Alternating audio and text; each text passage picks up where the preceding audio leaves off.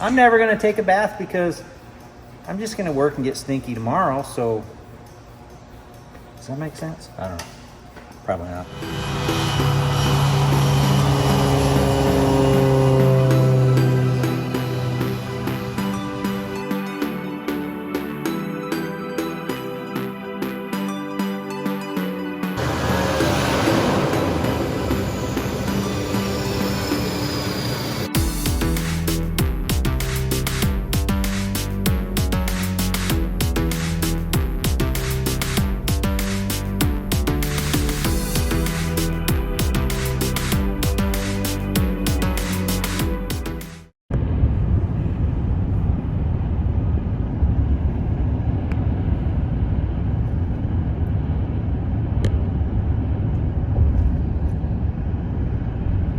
Good morning. So today we got a bunch of rain. We've got 2.7 inches so far in the last 48 hours. So I'm pretty sure we're not gonna have to replant any corn. So we're gonna start cleaning this planter out.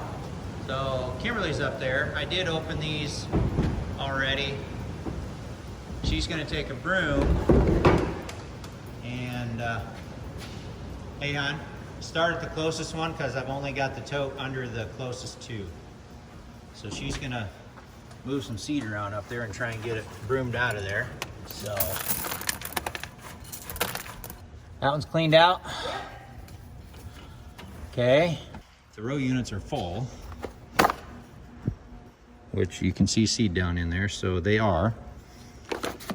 These hoses will not blow out because they're not supposed to blow corn once it gets full. So we'll have to empty these and then blow the hoses out. So anyway, moving on, we'll go to the next side. So this one has quite a bit left in it, so we're gonna get that cleaned out.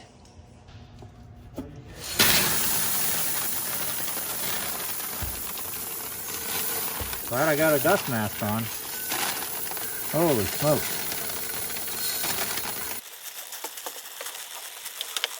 All right, there's good?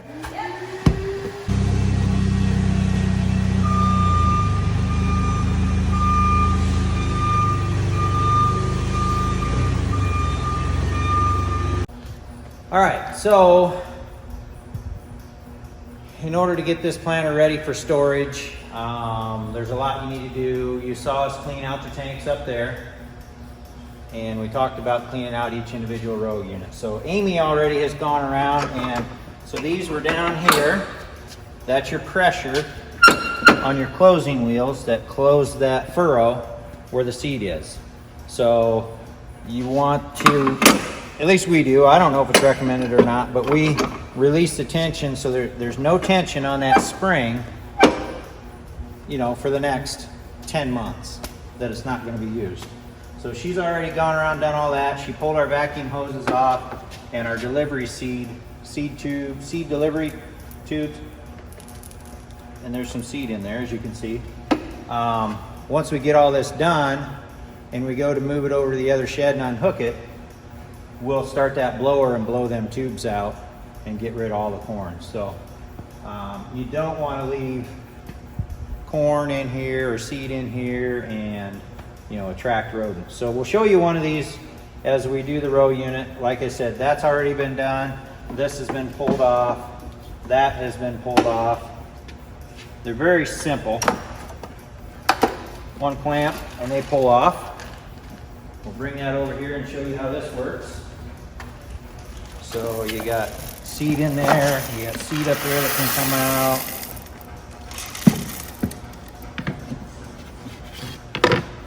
And then all the discs you want to take out. So that's just a half turn, that comes out. You see the seed that's in there.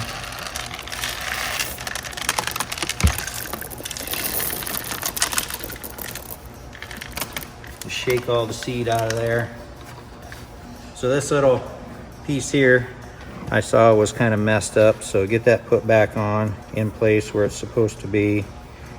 Anyway, so now that's cleaned out, but when you take that disc out, these brushes can relax. You know, these things can relax. There's no, you're not going to be warping these. There's some dirt in here. You want to get that dirt out of there. That just gets sucked in. You know, well, you got vacuum in here, so you got to suck air somewhere, and some stuff eventually, you know, it gets in there. So that's, we're done with that. Let's see. Oh wait. Keep in mind, I am only a YouTube mechanic. I am not a certified John Deere mechanic. Hang on, I'm doing this backwards, I think. Okay, goes up there like that.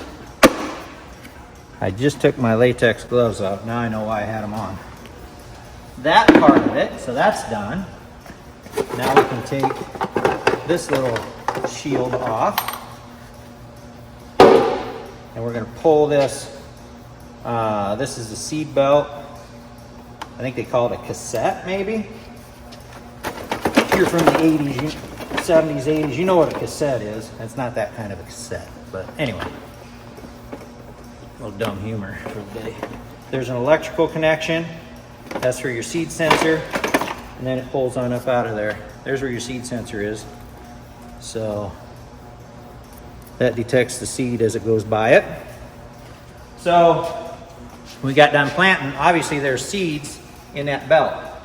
So we want to get those out of there.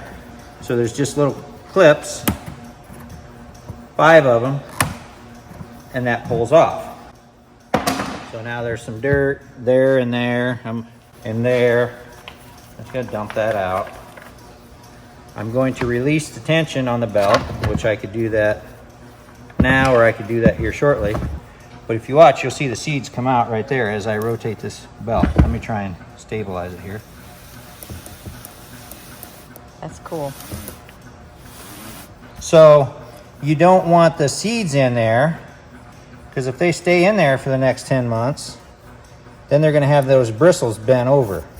So you want the tension off the belt, you want all the seeds out of there, all the dirt you can get out of there.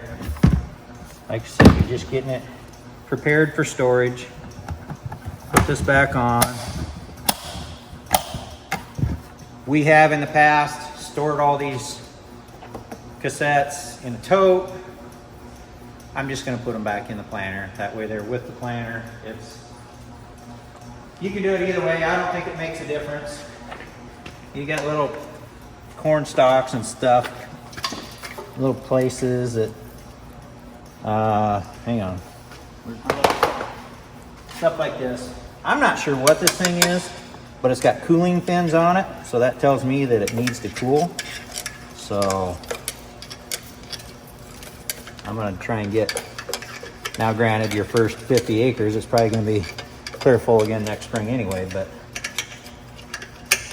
doesn't mean that you shouldn't clean it out. That's kind of like saying I'm never gonna take a bath because I'm gonna get stinky again anyway. So, or I'm never gonna wash my vehicle because it's just gonna get dirty again anyway. So, I like the bath one better. I'm never gonna take a bath because I'm just gonna work and get stinky tomorrow, so does that make sense? I don't know. Probably not.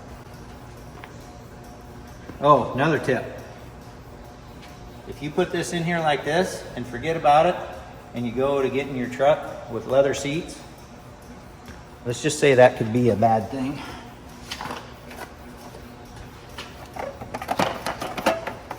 Not that I would know anything about that. So then we just hook the electrical back up, slide it down in there, make sure your wires aren't getting caught, put it back in place, put the little hood back on, work that up through there, and then this goes back on. The seed disc is out of it. Snap that back in place, put that back on. We're gonna leave these off because like I said, we're gonna blow all that out once we get outside, but that's how it works for one individual unit. And another thing for storage, we will put these plugs in. So keep rodents or birds out of there. There's one on the other side too. I'll put that one in, and we'll clean this up, try and get a lot of this off there. What we'll probably do the next nice day when we pull it out, we'll get that big air compressor, that diesel powered air compressor, and just blow the whole thing off.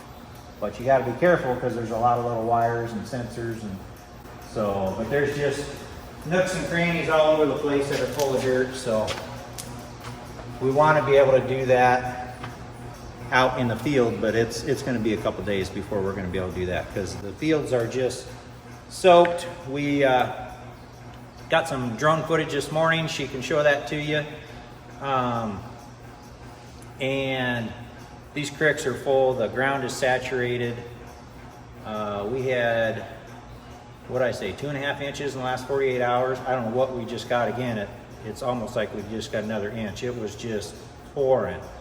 So, which we're not complaining about the rain, but the ground is saturated, whereas, you know, the last 2 years, if we would have gotten a rain like that, it would have soaked in.